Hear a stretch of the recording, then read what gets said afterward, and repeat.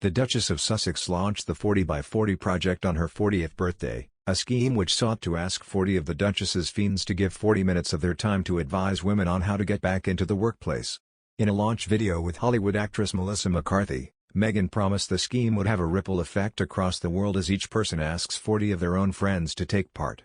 But royal family expert Neil Sean told that despite efforts to find out more about the progress of the program, no update has been given on its success. The revelation has now sparked questions as to what the project has actually achieved since its launch on August 4 this year. Mr. Sean noted how the scheme at first seemed like a very big incentive given the number of jobs lost across the world, especially by women, during the pandemic. The royal expert said, "There does not seem to be an update.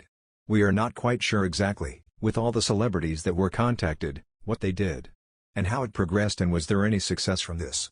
He asked whether people suddenly got their lives back on track thanks to the scheme but noted how no update has meant this question has gone unanswered.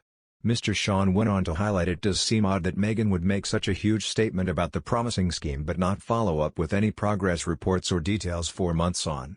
He also noted how Princess Eugenie, daughter of Prince Andrew, promised to take part but no update has been given from her either. Mr. Sean added, "For now as ever though, it remains to be seen what Meghan's idea of success is regarding that particular 40 by 40 scheme." And in subtle jab at the Duke and Duchess of Sussex, the royal expert quipped that the pair should come forward at the end of the year and share with followers how successful their various projects and incentives have been.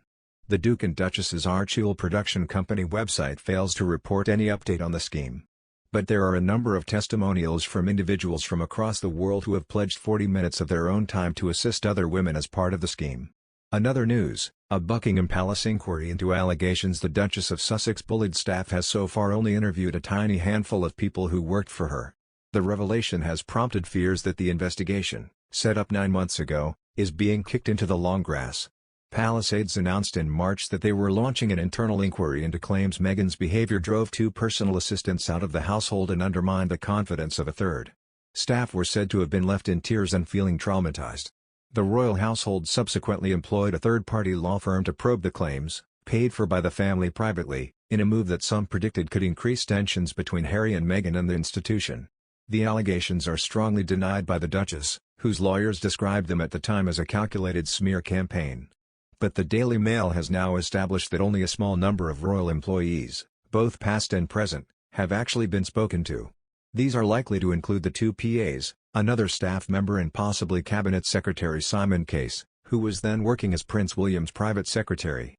Mr. Case was sent an email in October 2018 by Kensington Palace's Communications Secretary, Jason Knauf, raising concern about Meghan's behavior and trying to get protection for the staff he believed were being targeted.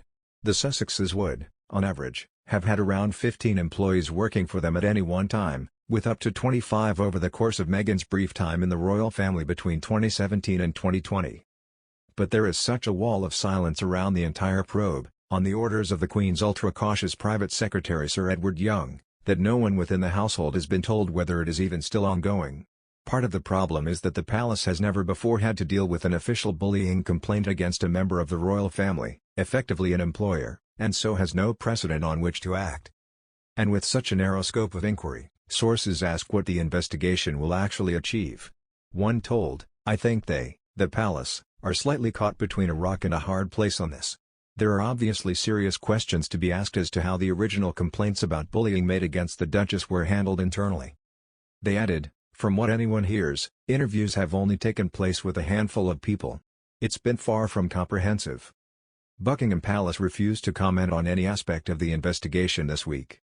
It had previously said that the inquiry should not be played out in public and would take as long as it will take. The Sussexes were not expected to be invited to take part in the probe, despite having written to the palace about it. Appearing on a BBC documentary last week, the Duchess's lawyer Jenny Afia of Schillings said she believed there were massive inaccuracies in the claims.